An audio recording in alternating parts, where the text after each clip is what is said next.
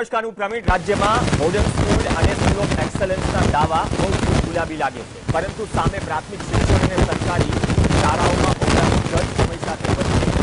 ગઈકાલે ઋષિકેશ પટેલે press conference કરીને કહ્યું કે ઓર્ડર ઇસ્યુ કરી દેવાયો છે, 10,000 નવા ઓરડા બનાવાશે, 21,000 ઓરડાનું રિપેરિંગ કરાશે. સવાલ એ છે કે ગયા વિધાનસભા સત્રમાં પણ ઘણા બધા આંકડાઓ આવ્યા. તમામ આંકડાઓ વચ્ચે સમય સાથે ઓરડાઓની ઘટ વધી રહી છે અને આ ઓરડાની ઘટ વધતા કેટલી મોટી સમસ્યા સર્જાઈ રહી છે લોકોના શિક્ષણમાં, બાળકોના શિક્ષણમાં. તમે કોઈ પણ જગ્યાએ જશો, કેમ કે ગઈકાલના આંકડાઓ તો બહુ સારા લાગે છે, પણ માર્ચ 2022ના વિધાનસભામાં સત્રનો જવાબ જે છે, વિધાનસભા સત્રનો જવાબ જ્યારે શિક્ષણ મંત્રી જીતુભાઈ વાઘાણી હતા ત્યારે સવાલના જવાબમાં સામે આવ્યું કે રાજ્યમાં 19,128 સરકારી શાળાઓમાં ઓરડાની ઘટ છે. ટોટલ ઓરડાની ઘટ છે 19,128 અને ગાંધીનગર સહિત, ભલે પાટનગર છે પરંતુ ગાંધીનગર જિલ્લામાં પણ ઓરડાની ઘટ છે. ઘણા બધા જગ્યાએ એવું છે કે જર્જરિત ઓરડા છે એ પાડવાના બાકી છે, અથવા તો પાડ્યા છે તો 4 વર્ષથી ઓરડા બનાવ્યા નથી. ગઈકાલે અલગ અલગ પીસીઆરની ટીમે દ્રશ્યો પણ ચલાવે, કેમ કે અલગ અલગ જગ્યાએથી જે પણ શાળાઓ તરફથી કમ્પ્લેન મળી કે ઓરડાઓ બનવામાં મોડું થાય છે, શિક્ષકો છે, બધું જ છે, પણ ઓરડાઓ નથી. 4 વર્ષથી ઓરડાઓ બન્યા નથી. ગઈકાલની 3, આમ તો તમામ જિલ્લાઓમાં તકલીફ છે, પણ ગઈકાલની 3 થી 4 મુખ્ય ઘટનાઓ પર વાત કરીએ. સૌથી પહેલા ઉપલેટામાં, જ્યાં સરવંતરા ગામની જે શાળા છે ત્યાં પ્રાથમિક શાળામાં ઓરડાની ઘટ છે અને તેના કારણે સ્થિતિ વધારે કફોડી છે. ભેસાણની આ શાળા છે કે જ્યાં ઓરડામાં સ્લેબ દેખાઈ ગયા, લોખંડ દેખાઈ ગયું. કેટલી સ્થિતિ ખરાબ છે. ત્યાં ઓરડાની ઘટ તો છે પરંતુ જર્જરિત છે, તેનું રિપેરિંગ થયું નથી. ભેસાણ તાલુકાનું ગોરવિયાણી ગામ છે અને ગઈકાલે દિવસ દરમિયાન પણ સ્ટોરી ચાલી. માંડવીના પૂના ગામે પણ પ્રાથમિક શાળા છે નંબર 2, જેમાં જ્યાં 2 પાલીમાં શાળા ચાલે છે ત્યાં પ્રશ્ન એ થાય કે ઘણી વખત શિક્ષકો પૂરતા છે, પરંતુ એક જ શાળામાં જ્યાં 4 ઓરડાની ઘટ છે, 2 પાલીમાં શાળા ચલાવી રહ્યા છે, પરંતુ ઓરડાની ઘટના કારણે 1 થી 2 કલાક વહેલા બાળકો છોડાઈ પણ રહ્યા છે શાળાએથી. ગઈકાલની સ્ટોરી મળી રાજકોટથી, શાળાને રિલેટેડ હતી, પરંતુ એ મુદ્દો અલગ છે. પણ શિક્ષણ આ રીતે કઈ રીતે મજબૂત થશે? જ્યારે ખાનગીકરણના પ્રશ્નો દરેક વખતે ઉઠતા હોય તો પ્રાથમિક શિક્ષણના ઢાંચામાં જો ખામી હોય, 21,000 ઓરડા રિપેર કરવાની વાત હોય, 3-3, 4-4 વર્ષથી રિપેર ન થયા હોય. દાતાના જસવંતપુરાની શાળા છે, દયનીય હાલતમાં હતી, અંબાજીની, પણ જ્યારે અહેવાલ દર્શાવવામાં આવે ત્યારે અધિકારીઓ દોડતા થાય અને બાદમાં શાળામાં શિફ્ટ કરવામાં આવે બાળકોને. ભૂતકાળમાં કચ્છની પણ એક શાળા હતી, પલાસવા ગામની, કે જ્યાં જર્જરિત શાળાની અનેક વખતો રજૂઆત કરી, પરંતુ મીડિયામાં અહેવાલ ચાલ્યો એટલે ડીઈઓ થી લઈને તમામ દોડવા લાગ્યા કે ભાઈ પ્રાથમિક શાળાના વિદ્યાર્થીઓને અથવા તો હાઈસ્કૂલના વિદ્યાર્થીઓ જે ભણી રહ્યા છે, શાળાની સ્થિતિ ખરાબ છે. ભૂકંપ સમયની જર્જરિત શાળા છે પલાસવા ગામ, રાપર તાલુકાનું, બાદમાં શિફ્ટ કરવામાં આવે છે પ્રાથમિક શાળામાં. તો આ રીતે ભણશે ગુજરાત? હજુ તો આંગણવાડીની વાત તો ચલાવી જ નથી. જામનગર જિલ્લામાં, જામનગર શહેરમાં એક શોપિંગ કોમ્પ્લેક્સમાં ચાલતી 4 આંગણવાડી 5 વર્ષથી જ્યાં ટોયલેટ નથી એની આંગણવાડી ચાલે છે. નાસ્તો સમયસર મળી જાય છે, એમાં કોઈ વાંધો નથી, તમામ યોજનાઓનો લાભ પણ મળે છે, પણ ટોયલેટ લાગે બાળકને તો માતા પિતાને ફોન કરવો પડે, એવી પણ સ્થિતિ હતી. ચૂંટણી પહેલા જીએસટીબીએ સ્ટોરી કરી હતી આ મુદ્દે. તો એક પછી એક જિલ્લાઓમાં ઓરડાઓની ઘટ જો સમય સાથે વધી રહી હોય તો સમયસર પૂરું કેમ નથી? ઘણા બધા કામો પૂર્ણ થઈ જાય છે સમયસર. અટલ બ્રિજ પણ બની ગયો. કમ્પેરિઝનની વાત નથી, વાત ઈચ્છા શક્તિની છે. આજ મુદ્દે ચર્ચા કરવી પણ જરૂરી છે, કેમ કે શિક્ષણ મુદ્દે બહુ ઓછી ચર્ચા થાય છે. રાજુભાઈ દેસાઈ આપણી સાથે સ્ટુડિયોમાં છે, ભાજપના પ્રવક્તા તરીકે. કિરીટભાઈ જોશી જોડાશે, ડોક્ટર કિરીટભાઈ જોશી આપણી સાથે શિક્ષણવિદ તરીકે જોડાશે, અને ટૂંક સમયમાં ડોક્ટર મનીષ દોશી પણ જોડાશે, કોંગ્રેસના મુખ્ય પ્રવક્તા. તમામનું સ્વાગત છે.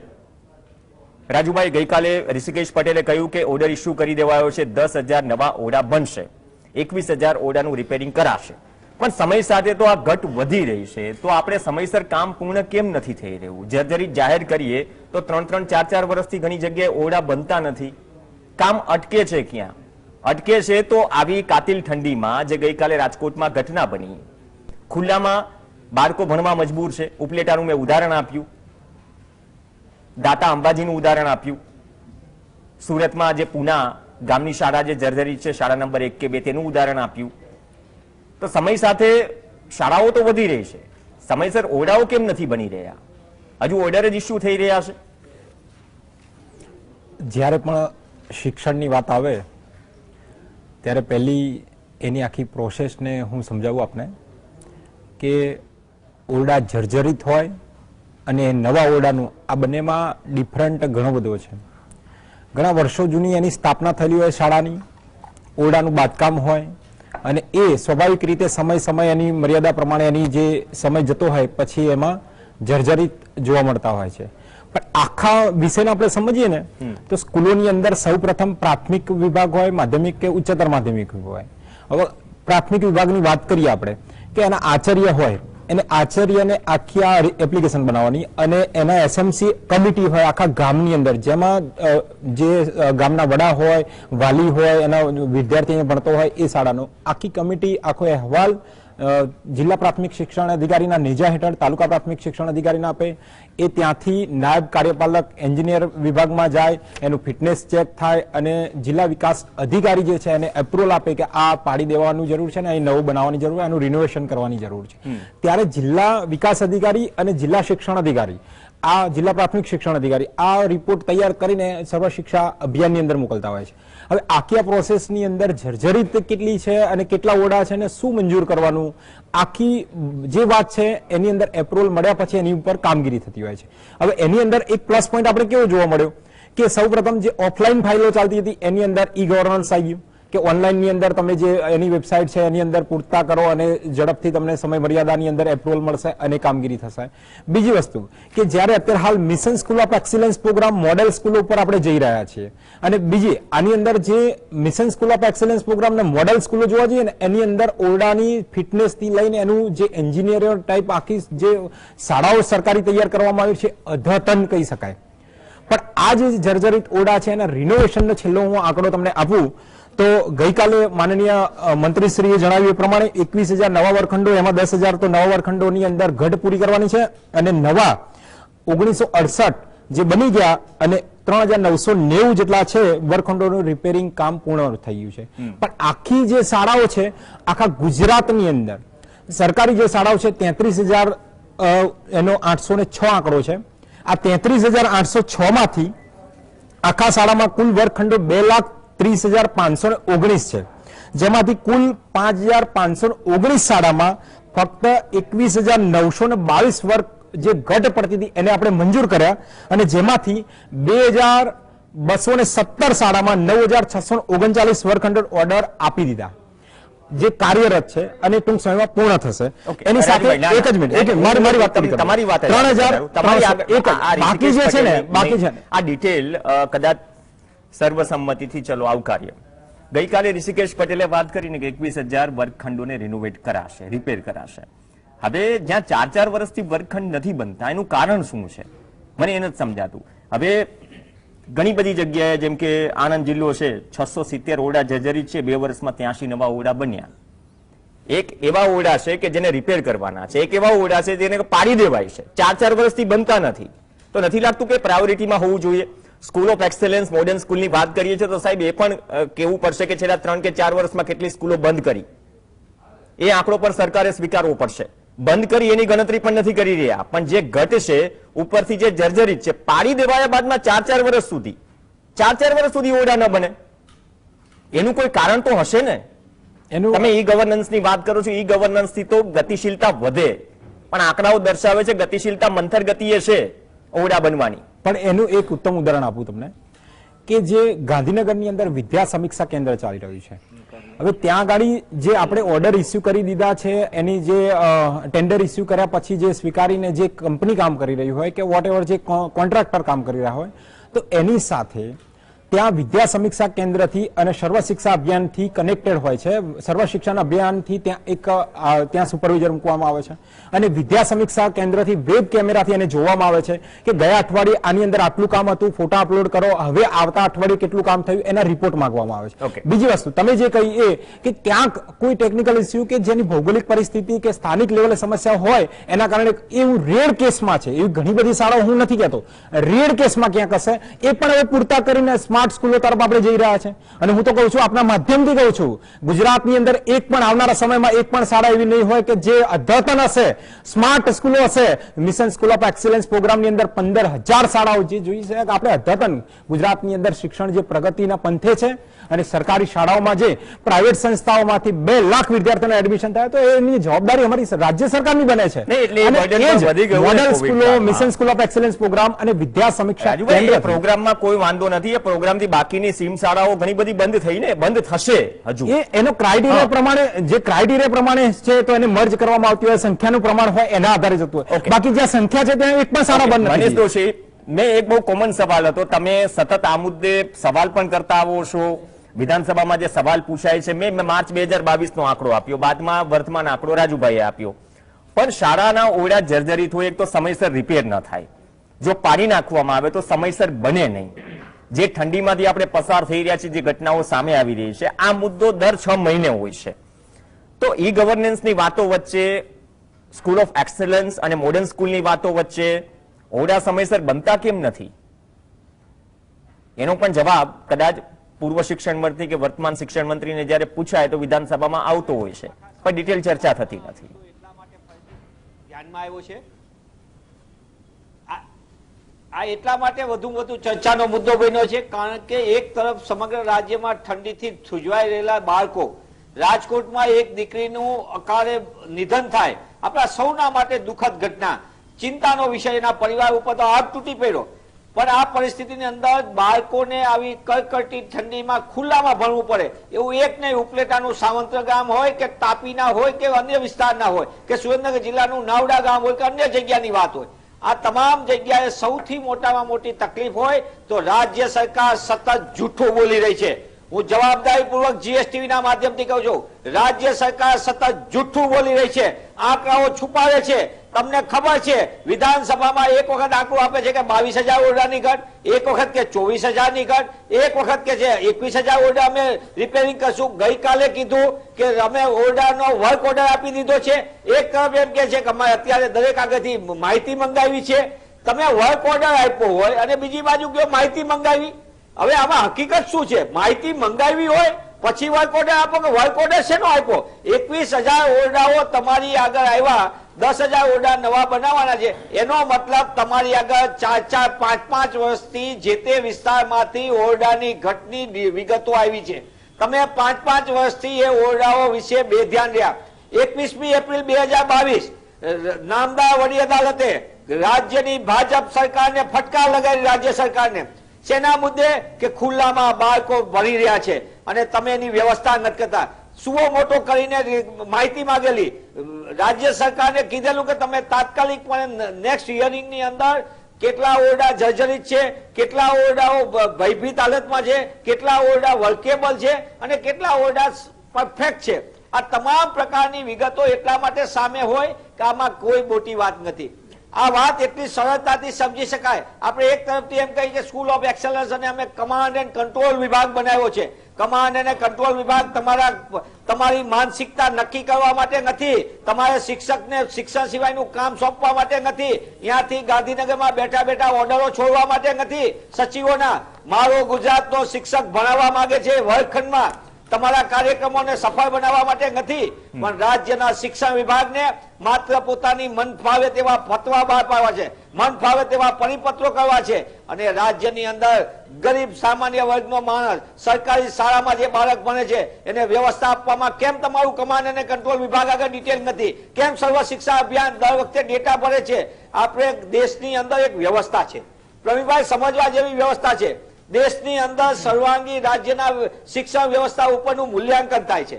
આ મૂલ્યાંકનની અંદર બાળકોનું પણ મૂલ્યાંકન થાય અને ઇન્ફ્રાસ્ટ્રક્ચરનું પણ મૂલ્યાંકન થાય. રાજ્ય સરકારના તમામ શાળાઓનું મૂલ્યાંકન પછી એનો રિપોર્ટ તમારે ભરવાનો હોય છે. એ રિપોર્ટના આધારે એને ડાયસ કહેવાય.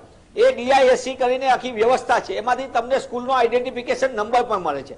એના પછી તમને ખબર પડે કે કેટલી સ્કૂલોમાં ટોયલેટ છે, કેટલી સ્કૂલોમાં ટોયલેટ નથી, કેટલામાં કન્યા અને બાળકો બંને, એટલે બાળક અને એટલે વિદ્યાર્થી અને વિદ્યાર્થીની અલગ ટોયલેટ છે કે નહીં, એની બીજી રમતનું મેદાન છે કે નહીં, આવા અનેક ઇન્ફ્રાસ્ટ્રક્ચરના વિગતો સાથે ભરવાની હોય. એનો મતલબ કે આપણી આગળ ડિટેલ તો છે જ, માત્ર ખૂટે છે શું? ઈચ્છા શક્તિ. તમને જ્યારે એક દીકરીનું મોત થાય, એનું અકાળે અવસાન થાય, એ ઠંડીમાં થાય, એને હાર્ટ એટેક આવી ગયો, એ તો જે મા બાપને વીતે જેની દીકરી ગુમાવી હોય, ત્યારે તમે બીજી દીકરી ગુમાવે એની રાહ જોવો છો? કેમ રાજ્ય સરકાર અત્યાર સુધી ન કરી? સતત સરકાર છે, આ સરકાર કઈ બદલાની નથી ભાઈ, અગાઉ પણ ખબર હતી.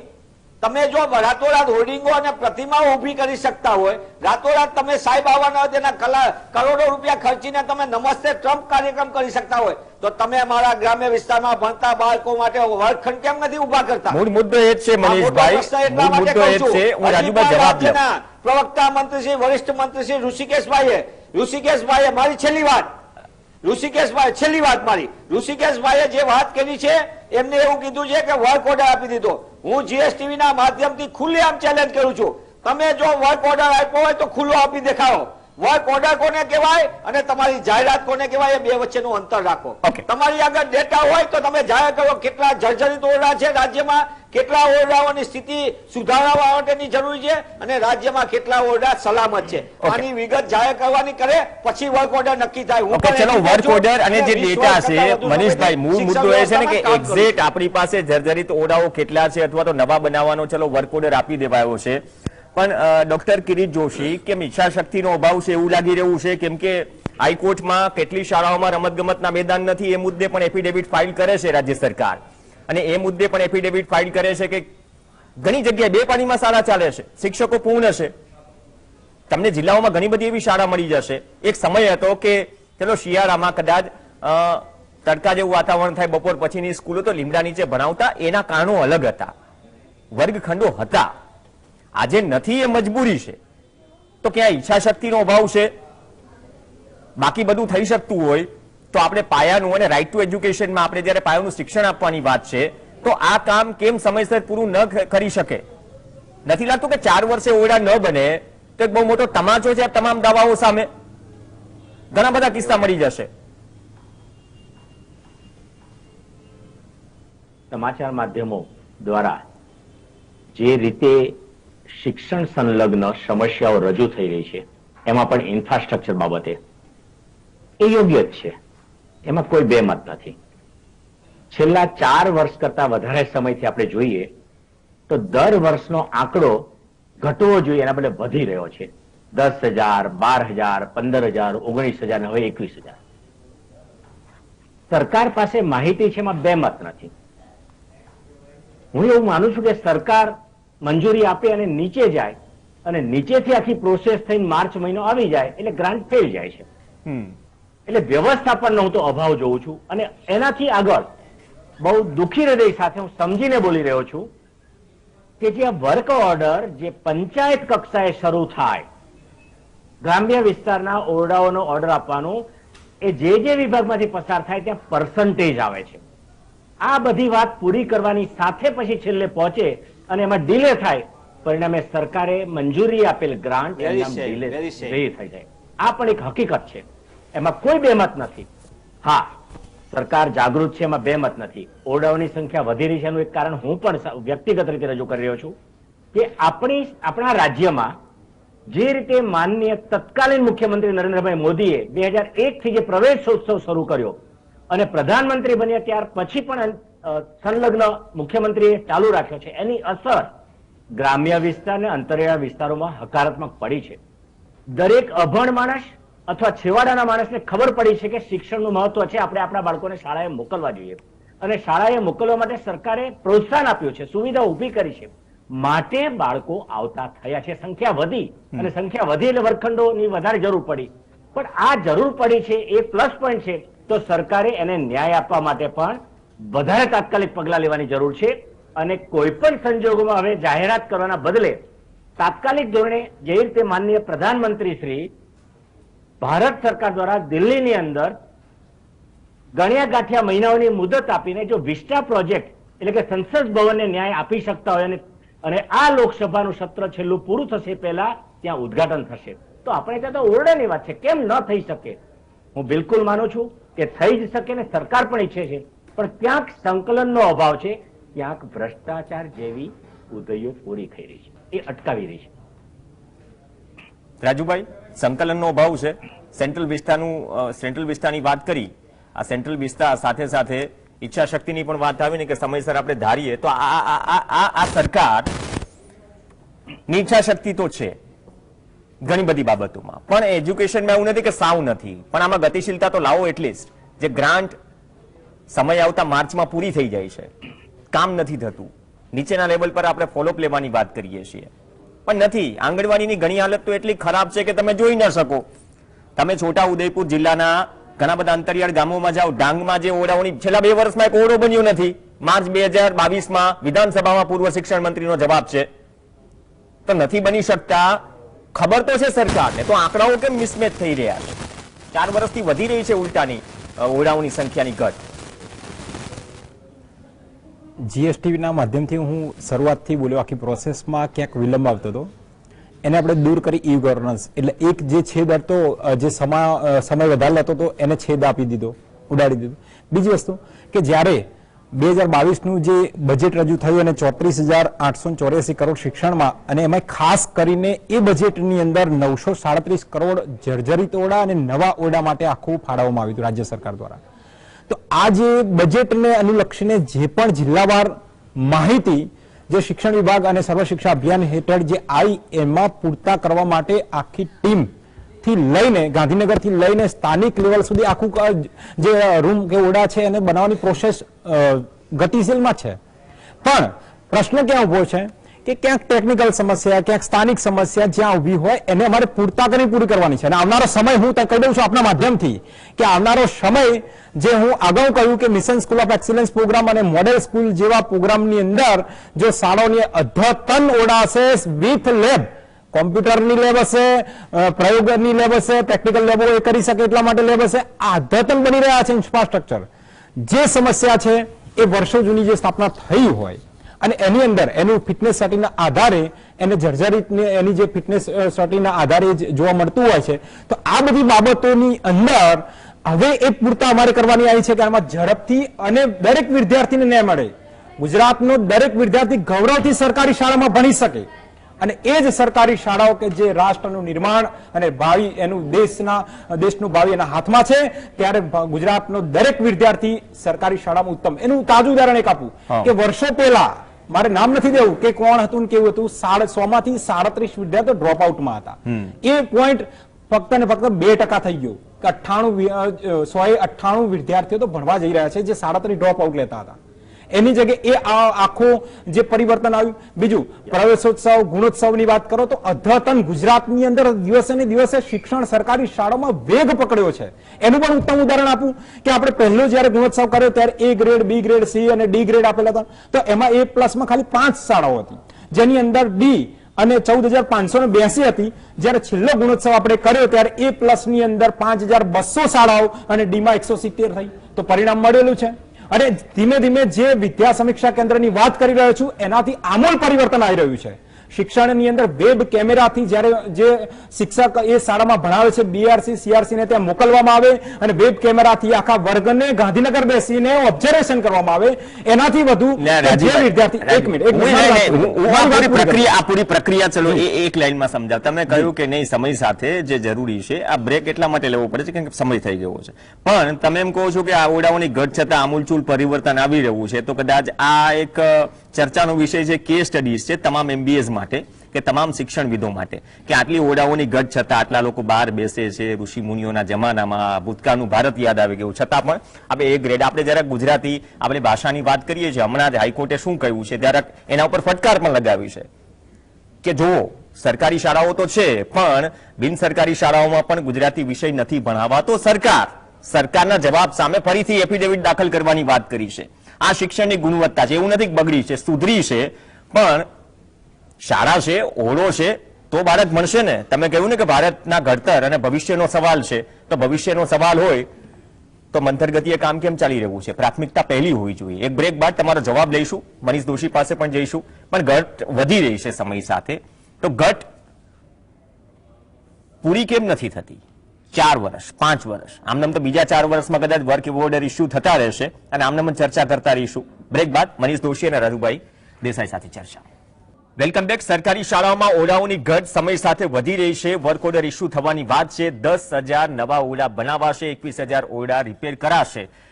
પણ 4 વર્ષથી ઓરડા ન બને તો ત્યાં ખામી શું છે ચર્ચા કરવી પણ જરૂરી છે. દાતાના જસવંતપુરાની ઉદાહરણની વાત કરીએ હતી, ગઈકાલની સ્ટોરી, દિવસ દરમિયાન જીએસટીવીએ ચલાવી, કેમ કે 4 વર્ષથી ઓરડા બન્યા નથી અને બાળકો મંદિરમાં અભ્યાસ કરે છે, બાજુના ઘરોમાં અભ્યાસ કરે છે, આવી પરિસ્થિતિ છે. ચર્ચા આગળ વધારીએ.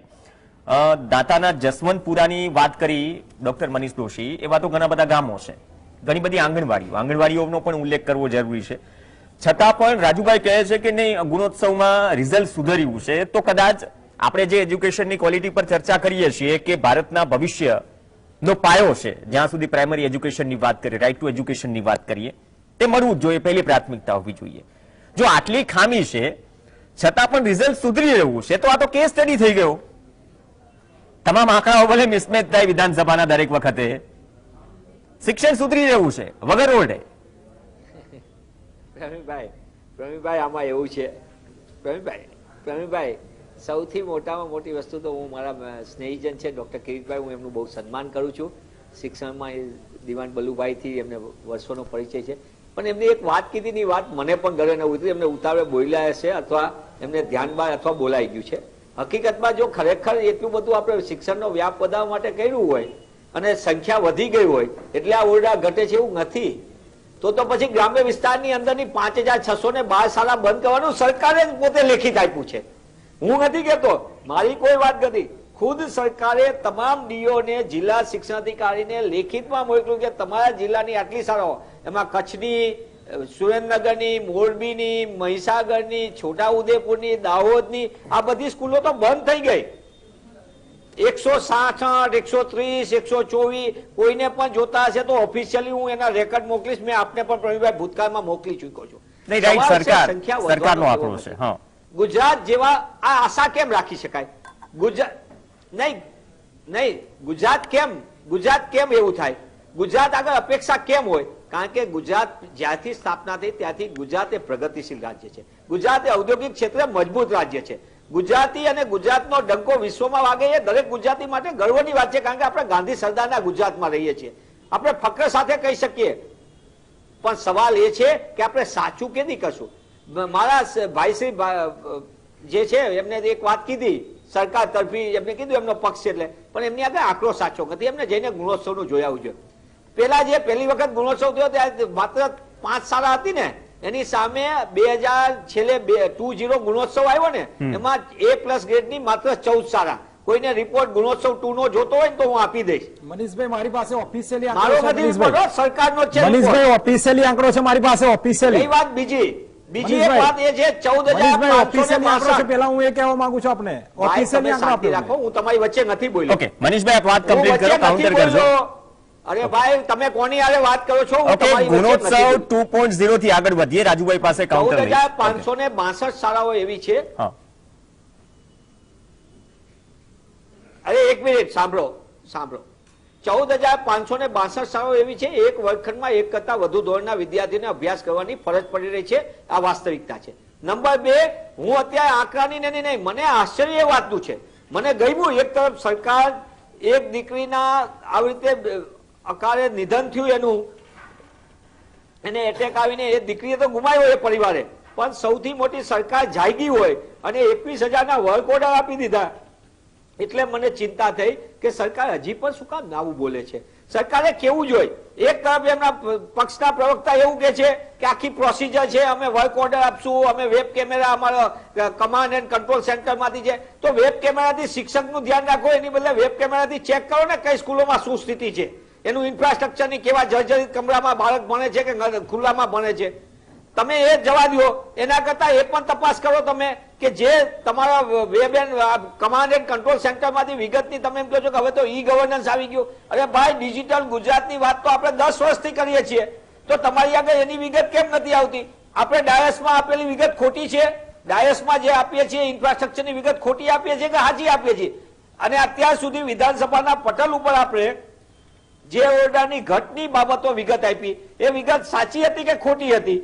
બીજી વાત, એમને એવું કીધું કે અત્યારે અમે અગાઉના વર્ષોના ઓરડાની ફિટનેસ ચકાસવી પડે. બહુ સારી વાત કીધી. એમને કીધું કે પેલા 38,000 શાળાઓ હતી, હવે 33,000 શાળાઓ થઈ ગઈ સરકારી. તો 33,000 શાળાઓમાં જે ઓરડા બન્યા છે એ તો કોંગ્રેસના શાસનમાં બન્યા છે 25 વર્ષ પહેલાના. તો એ ઓરડાની ફિટનેસ તમારે તપાસવી છે. જે કહ્યું એ કરો, પણ મને એ છે કોંગ્રેસ ભાજપની વાતમાં છોડો, મારા ગુજરાતના વિદ્યાર્થીને ઓરડા કેવી રીતે મળશે, જર્જરિત ઓરડામાંથી મુક્તિ મળશે કે નહીં, એને તાપ તડકો ને વરસાદમાં એને અંદર ભણવા મળશે કે નહીં, કે ખુલ્લામાં જ ભણવું પડશે? મૂળ મુદ્દો જ આ છે ને મનીષભાઈ, મૂળ મુદ્દો જ આ છે ને. 5 વર્ષના બજેટ જોઈ લો. અમદાવાદ જેવા મેગા સિટીની અંદર, અમદાવાદ જેવા મેગા સિટીની અંદર 54 શાળા અંગ્રેજી માધ્યમમાંથી 36 શાળામાં એક પણ શિક્ષક નથી.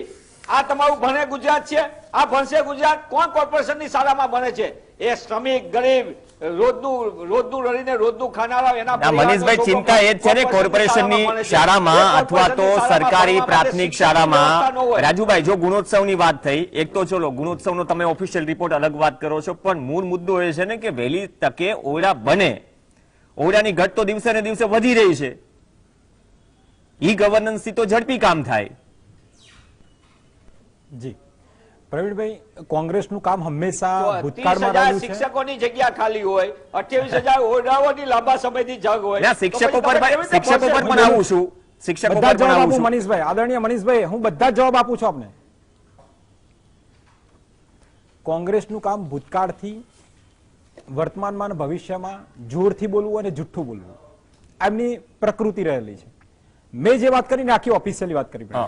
અને બીજી વસ્તુ, આ એ ગુજરાત છે કે જેની અંદર 2017 ની અંદર રાજ્ય સરકાર એફઆરસી લાવતી હોય, ખાનગી શાળાઓ ઉપર જે બેફામ શાળાઓ, ખાનગી શાળાઓ ફી લૂંટતી હોય એના ઉપર એફઆરસી લાવે. આ એ ગુજરાત છે જેની અંદર કોરોના કાળની અંદર માઇક્રોસોફ્ટ ટીમે ગુજરાતના શિક્ષણને ઓનલાઈન આ જે શિક્ષકોએ શિક્ષણ આપ્યું છે એને બિરદાવું છું કે 3જો નંબર આપ્યો વિશ્વની અંદર ગુજરાતના ઓનલાઈન શિક્ષણને. આ એ ગુજરાત છે કે જેની અંદર સિટીની અંદર સિગ્નલ શાળાઓ ચાલતી હોય. આ એ ગુજરાત છે જ્યાં વિદ્યા સમીક્ષા કેન્દ્ર આખા ભારતની અંદર રોલ મોડલ બનતું હોય, સિગ્નલ શાળાઓ રોલ મોડલ બનતી હોય, એફઆરસી રોલ મોડલ બનતી. ત્યારે આ બધી વાતો જોરથી બોલવું, જુઠ્ઠું બોલવું. હા, હું માનું છું રેડ કેસમાં જ્યાં પૂરતા કરવાની છે એ પણ પૂરી થઈ જશે, પણ જ્યારે સ્કૂલ ઓફ એક્સિલન્સ પ્રોગ્રામની અંદર 15,000 શાળાઓમાં અત્યારે હાલ જુઓ તમે અદ્યતન શાળાઓ તરફ જઈ રહ્યા છે. મોડેલ શાળાઓની વાત કરું છું તો 15,000 શાળાઓ જે આપણે mission school of excellence programme તરફ વિદ્યાર્થી જે ગુજરાતની અંદર સરકારી શાળામાં ભણતો વિદ્યાર્થી છે એની જવાબદારી રાજ્ય સરકારની છે, અને આવનારા સમયમાં એમની અંદર આ વિદ્યાર્થી ભારતનું ભવિષ્ય છે. હું અગાઉ પણ બોલ્યો, અને આ જ મિશન સ્કૂલ ઓફ એક્સિલન્સ પ્રોગ્રામના હેઠળ એની જે કારકિર્દી છે અને એના જે છે એ સર જવાબ આપજો. હું વચ્ચે બોલ્યો નથી મનીષભાઈ. રાજુભાઈ, એટલે મારો કહેવાનો મતલબ એ છે કે જે પણ હા રેડ કેસમાં પૂરતા કરવાની હશે, ક્યાંક ટેકનિકલ ઇસ્યુ, અરે ઝડપથી અમારે પૂરું કરવાનું છે. અને દરેક ગુજરાતના દરેક વિદ્યાર્થીને સરકારી શાળામાં ભણવાની અમારી નેમ રહેલી છે કે ગુજરાતની અંદર અદ્યતન શાળાઓ બનાવીને ગુજરાતનો અદ્યતન સ્કૂલ ઓફ એક્સેલન્સ આ જે છે એ આખા આંકડા સાથે છે. અને જે રેડ કેસમાં જે પૂરતા કરવાની છે કોણ કયો પક્ષ વાત કરે છે મને ચલો એમાંથી કોઈ ઠીક છે તમે તમારી વાતો કરશો, પણ મને સિમ્પલ એક લાઈનમાં જવાબ આપો કે વર્તમાન સમયમાં એક્ઝેક્ટ કેટલા ઓરડાઓની ઘટ છે સરકારી મેં શરૂઆતથી તમને કહ્યું શાળાના આંકડા સાથે આપ્યા, અને ફરીથી આપ કહેતા હોય તો એકવાર ફરીથી બોલી જાઉં કે કુલ ટોટલી આખી ગુજરાતની અંદર 32,338 શાળાઓમાંથી કુલ વર્ગખંડ 2,30,519 છે. કાલે જે માનનીય મંત્રીશ્રીએ કહ્યું કે 10,000 નવા ઓરડા વર્ગખંડો મંજૂર, અને એનુંમાંથી 1968 અને 3,990 જે કામ પરિપૂર્ણ થઈ ગયું છે નવાનું, અને રિનોવેશનની વાત કરવામાં ઘટ કેટલી છે નહીં હાલ જે કહ્યું છે ને ટોટલી ઘટ એ પણ જણાવી દઉં તમને કે આખા કુલ 5,519 શાળામાં 21,922 વર્ગ મંજૂર થયા નવા અને જર્જરિત સાથે. એમાંથી જેમાંથી 2,217 શાળામાં 9,639 વર્ક ઓર્ડર આપી દીધા, કાર્ય પૂર્ણતાની આરે છે. એટલે એના સિવાય બાકી એ જ બોલું છું 3,302 શાળામાં 12,283 વર્ગ માટે રીટેન્ડિંગ પ્રોસેસ જે ચાલુ છે એ લગભગ 10,000 જેટલા વર્ગખંડોની અંદર એ પરિપૂર્ણ કરવાનું છે. નવા બનશે રાજુભાઈ, હું એક લાઈનમાં પૂછું, નવા બનશે વર્ક ઓર્ડર અપાયો, પણ ઘટ કેટલી છે એક્ઝેક્ટ આંકડો તો કહો. આ જે હું બોલ્યો ને રાજ્યભરનો જી એ જ કહેવા માંગુ છું 21,922 જેની સાથે રિનોવેશન સાથે અને નવા 10,000 સાથેનો આંકડો બોલ્યો છું. એની અંદર 21,000 સમથિંગ ની ઘટ છે નહીં, જર્જરિત સાથેનો આંકડો બોલ્યો. અને કમસે કમ હું એવું કહેવા માંગુ છું નવા વર્ગ જે બનાવવા નવા વર્ગખંડો 10,000 10,000 ઘટ કેટલી છે? આપણે મારી વાત સાંભળો, મારી વાત હું આખું રાજુભાઈ એક સિમ્પલ 182 વિધાનસભા સીટ હોય તો ધારાસભ્ય દરેક પક્ષ શોધતા હોય 4-5 ઘટ હોય તો એ આવે પછી સરકાર બને, એમને સરકાર ન બની જાય મેજોરિટી, જે જરૂરી છે. હું એમ કહું છું ઘટ કેટલી છે પણ ઓરડાઓ? એ જ કહેવા માંગુ છું કે ટોટલ સ્માર્ટ સ્કૂલોમાં 23,000 માંથી આપણે 15,000 વર્ગ મંજૂર કર્યા હોય તો એ સંખ્યા જે તે વર્ષના એડમિશન પ્રોસેસ ઉપર અને જે 8મા ધોરણમાંથી 9મા માધ્યમિકમાં જતા હોય ને, તો આ જે 21,909 જે 922 આંકડો મેં તમને આપ્યો એની અંદર જર્જરિતની સાથે બોલ્યો, પણ નવા વર્ગો જે છે એ આપણે ટોટલી 15,000 મંજૂર કર્યા. નહીં, એ જ બોલું છું. એક મિનિટ તમે સમજવામાં ફેર થાય છે. 19,128 મારી વાત સાંભળો. 19,128 માર્ચ 2022માં હું ઓપનિંગમાં જ બોલ્યો કે પૂર્વ શિક્ષણ મંત્રી જીતુભાઈ વાઘાણીનો જવાબ છે 19,128 ઓરડાઓની ઘટ છે. પણ એમાંથી 15,000 તૈયાર, હું એમ કહેવા માંગુ છું. એટલે 15,000 તૈયાર થઈ ગયા. સ્માર્ટ સ્કૂલ, હા, અને રેડી એક વર્ષ પહેલા. સ્માર્ટ સ્કૂલ ઓફ એક્સેલન્સ પ્રોગ્રામની સાથે જે તમે ના સ્માર્ટ સ્કૂલ થોડી સાઈડમાં રાખી હમણાં. સ્માર્ટ સ્કૂલ ઓફ એક્સેલન્સ એની પછી વાત તમે કરીએ. વસ્તુને સમજો. Basic જે- પહેલા- નહીં, નહીં, આપણે કન્ફ્યુઝ નહીં, સિમ્પલી વાત કરીએ. હું એમ કહું છું કે સૌથી વધારે જો ઘટ હોય બનાસકાંઠામાં 1,532 ઓરડાઓની ઘટ છે. નહીં, મનીષભાઈ તમારો જવાબ લઈશ. મનીષભાઈ તમારો જવાબ લઈશ. મનીષભાઈ, ડોક્ટર ગિરીશ જોશી, મેં સિમ્પલ સવાલ પૂછ્યો. રાજુભાઈ બરાબર જે સરકારી આંકડા, જે ઓફિશિયલ આંકડાની વાત કરે છે આપી. મેં સિમ્પલ સવાલ પૂછ્યો કેટલા ઓરડાઓની ઘટ છે, મતલબ કે કેટલા ઓરડાઓ હજી જરૂર છે એ પ્રાથમિક શિક્ષણના ઢાંચામાં, કે જે દેશમાં અને જે રાજ્યમાં રજવાડાઓએ બનાવેલી બિલ્ડિંગમાં કચેરીઓ ચાલે છે સરકારી, હજુ શાળાઓ ચાલે છે, ત્યાં આપણે ન બનાવી શકતા હોય તો આટલી ઘટ છે તો સિમ્પલી સ્વીકારવામાં કેમ લોકો તૈયાર નથી? પ્રશ્ન એ છે. અને બનશે ક્યારે એની ડેડલાઈન આપવા આપણે કોઈ મંજૂર નથી, મતલબ કે આપણે તૈયાર નથી ડેડલાઈન આપી શકતા, નથી એક્ઝેક્ટ આંકડો આપી શકતા, તો ઓનેસ્ટીથી વાત થઈ રહી છે શું? પ્રવીણભાઈ, દરેક પક્ષ સાથે જોડાયેલ રાજકીય વ્યક્તિઓ પોતપોતાના પક્ષને હકારાત્મક રીતે રજૂ કરવા પ્રયત્ન કરશે. હું આજે મીડિયાને તો અભિનંદન આપું છું, પણ હું છેલ્લા કેટલાક મહિનાઓથી હું જોઈ રહ્યો છું કે સમાજમાં જાગૃતિ આવી છે. શિક્ષકો નિર્ભય બનીને સવિનય રજૂઆત કરતા થયા છે કે અમારા ઓરડા તૂટેલા છે, બાળકો ક્યાં બેસશે. બહુ જ અભિનંદનને પાત્ર આવા શિક્ષકો છે, એવા આચાર્યો પણ અભિનંદનને પાત્ર છે. ગામના લોકો પણ જાગ્યા છે, હા, પણ કોઈ પણ વ્યક્તિ જ્યાં રજૂઆત કરે એ રજૂઆત વધારે ને વધારે રજૂ કરવાની જરૂર છે. સમાજમાં બાળકોને છાયા નીચે ભણવા મળે, રૂમોમાં ભણવા મળે, યોગ્ય સુવિધાઓ સાથે ભણવા મળે એવી રજૂઆતો થવી જોઈએ, પણ કોઈ રાજકીય પક્ષના ઓઠા હેઠળ નહીં. પછી શાસક પક્ષ હોય કે વિરોધ પક્ષ હોય, ક્યારેય એમના હાથા સમાજના નાગરિકોએ ન બનવું જોઈએ કે શિક્ષકો કે આચાર્યોએ ન બનવું જોઈએ. પણ આ રજૂઆત ચોક્કસ કરવી જોઈએ, તો જ સરકારને ખ્યાલ આવશે કે ક્યાંક કંઈક ભૂલ થઈ છે અથવા ક્યાંક સુવિધા આપવામાં આપણે નિષ્ફળ ગયા છે. કિરીટભાઈ 5 જ સેકન્ડ રોકીશ. મારી- કિરીટભાઈ 5 જ સેકન્ડ રોકીશ. આમે કિસ્સો એટલા માટે કીધું, તમે કહ્યું કે સાચી વાત છે કે રજૂઆતો કરી રહ્યા છે. બીજા રમીત ઠાકર જે આજે તો ધારાસભ્ય બની ગયા છે, જ્યારે એક વખત ડિબેટમાં હતા ત્યારે કહ્યું કચ્છની સ્પેસિફિક શાળાનું નામ કે ઉચ્ચતર માધ્યમિકની શાળા જર્જરિત છે, ભૂકંપ સમયથી સાહેબ ડીઈઓ જવાબ નથી દેતા. જ્યારે કોઈ પ્રિન્ટ મીડિયા ગુજરાત સમાચાર સ્ટોરી કરે તો ડીઈઓ થી માંડીને તમામ દોડવા માંડે. એટલે એવું નથી કે રજૂઆતો નથી થતી, તમારી વાત સાચી, રજૂઆતો કેટલી ગંભીરતાથી લેવાય છે એ પણ એક મુદ્દો છે ને, ઉપરથી કેટલી ઈચ્છા શક્તિથી ગતિશીલતાથી કામ થાય છે એ પણ એક મુદ્દો છે. શિક્ષક હંમેશા નિર્ભય હોવા જોઈએ, તો વિનય રજૂઆત કરનારા હોવા જોઈએ. કોઈ પણ સમસ્યા રજૂ કરે એનો ઉપાય પણ હલ પણ બતાવવો જોઈએ. એનું નામ શિક્ષક, જે મનીષભાઈ કરી રહ્યા છે. મારે એક મનીષભાઈને જવાબ આપવો છે. મને શરૂઆતમાં કહ્યું એક વંદનીય વ્યક્તિ તરીકે હું જેમ મને જોયે છે હું પણ જોઈ રહ્યો છું, અને મોટા ભાગે એમની ચર્ચાઓ જ્યારે શિક્ષણની હોય ત્યારે એક નિર્મળ બનીને અથવા તટસ્થ હોય છે. એમને મને કહ્યું કે સાહેબ કંઈક ભૂલ થઈ છે, પણ ના, હું બહુ સમજીને બોલી રહ્યો છું કે ગ્રામ્ય વિસ્તાર કે રાજ્યના જે કોઈ બાળકો શાળામાં જે પ્રવેશ મેળવતા હતા એમાં ઉત્તરોત્તર વધારો થતો રહ્યો છે. જ્યારે 2001ની વાત કરું તો 75% ઓછા બાળકો પ્રવેશ મેળવતા હતા, એ ધીરે ધીરે વધતો ગયો. આજે અસરે બતાવ્યું છે કે ગુજરાતની અંદર 99% વધારે બાળકો શાળાઓમાં પ્રવેશ મેળવતા થઈ ગયા છે. હું વાત એટલી જ કરું છું કે આ સંખ્યા વધી એટલે સ્વાભાવિક છે કે વર્ગો વધવા જ જોઈએ, પણ સરકાર દ્વારા જે નીતિ મત્તા અપનાવી જોઈએ, નીતિ અપનાવવી જોઈએ કે આ ઓરડાની ઘટ કેમ પૂરવી કરવી, એમાં ક્યાંક નિષ્ફળ ગઈ છે, ક્યાંક સંકલનનો અભાવ છે, એવી મારી વાત છે.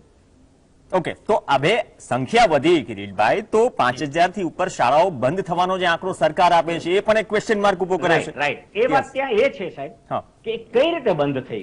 કેટલીક શાળાઓ એવી છે, સંખ્યા ભણવામાં વધી છે, પણ કેટલુંક એક ગામ છે અને ગામની અંદર મર્યાદિત સંખ્યા છે, એ 8 પાસ થઈ ગયા, કેટલાક બાળકો નથી જન્મતા, પહેલા બીજા ધોરણના વિદ્યાર્થીઓની સંખ્યા ઘટે, બીજામાં 5 વિદ્યાર્થીઓ હોય, પાંચમામાં 3 હોય, ચોથામાં 4 હોય, તો એક વર્ગથી એક શિક્ષક ન રખાય કે ત્યારે આવી એક સુવિધા સામાન્ય રીતે ઊભી થાય છે. પણ એમાં મહત્તમ વધારે ને વધારે તટસ્થતા અથવા સ્વતંત્ર રીતે ભણી શકે એવી સુવિધા ઊભી થાય એ હિતાવહ છે. એટલે એના કારણે આ શાળાઓ બંધ થઈ છે, નહીં કે વિદ્યાર્થીઓની સંખ્યા ઘટવાથી, નહીં કે એ બંધ કરવાના ઈરાદાથી, પણ સંકલન કરવું શું. અને બીજું, સરકારે માનો કે બંધ કરી છે તો એ શાળાના બાળકો ત્યાં નજીકમાં જઈ શકે એના માટે વાહન સુવિધાનો ખર્ચ પણ આપે છે, વાહન સુવિધા પણ ઊભી કરી છે, એ હું જાણું છું ને એનો પરિપત્ર પણ છે અને એનો લાભ આપે છે. વાત એટલી જ છે કે જે વર્ગખંડો જરૂરિયાત છે એના પ્રમાણમાં ન મળે, જે શિક્ષકોની જરૂરિયાત છે એ વધતી જ જાય અને ભરતી ન થાય તો આ એક સરકાર માટે હું તો શરમજનક ગણું છું.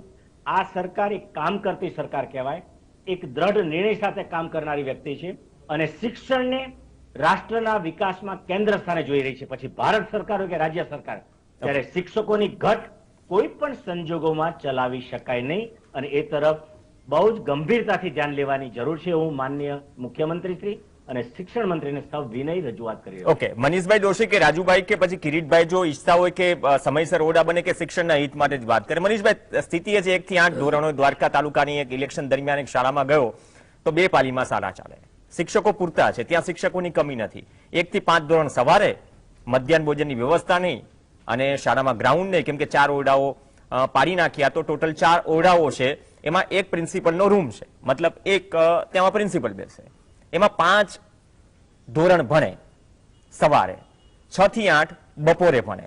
આ રીતે એડજસ્ટમેન્ટ ઘણી બધી શાળાઓમાં થઈ રહ્યું છે. આપણે કહીએ છીએ ને કે ઓરડાઓની ઘટના કારણે શું સ્થિતિ છે, તો એડજસ્ટમેન્ટ છે. એ ત્યાંના સરપંચ કહે કે તે શિક્ષકો કહે, રજૂઆતો થઈ રહી છે, પણ અંતે આપણે એ જ રજૂઆતો ઉપર ચર્ચા કરી રહ્યા છીએ. રિઝલ્ટમાં ગતિશીલતા એક બહુ મોટો મુદ્દો, ભલે દાવાઓ ભાજપ તરફથી પણ થાય, સવાલો તમે પણ ઉઠાવો, પણ રિઝલ્ટ નથી મળી રહ્યું એ ગતિથી, જે પ્રાથમિકતામાં હોવું જોઈએ. સવાલ એનો નથી પ્રવીણભાઈ. સૌથી મોટી વસ્તુ હું કિરીટભાઈની વાતથી જ શરૂઆત કરીશ. કિરીટભાઈને હું બહુ સારી રીતે એટલા માટે બહુ નમ્ર ભાવે જવાબ આપીશ. એમને એસરના રિપોર્ટમાં સંખ્યા સરસ કીધી. અરે ભાઈ, દેશ આઝાદ થયો ત્યારે સાક્ષરતાનું પ્રમાણ કેટલું હતું ને દેશમાં 2014 સુધીના 2022માં કેટલું સાક્ષરતાનું પ્રમાણ થયું. સાક્ષરતાનો સમય સાથે દરેક જગ્યાએ સમય વધે. હવે સમય સાક્ષરતાનો નથી. આપણે જયારે દેશ આઝાદ થયો ત્યારે પેલા આપણી આગળ EEE ઉપર આપણે ભણવાનું હતું, એસ્ટાબ્લિશમેન્ટ, એક્સપાન્શન અને એક્સેલન્સ તરફ જવાનું હતું. આપણે તો ઉલટી દિશામાં જઈ રહ્યા છીએ. રાઇટ ટુ એજ્યુકેશન આપણે હાઈકોર્ટ ફટકાર લગાવ પછી 4 વર્ષ પછી લાગુ કરીએ.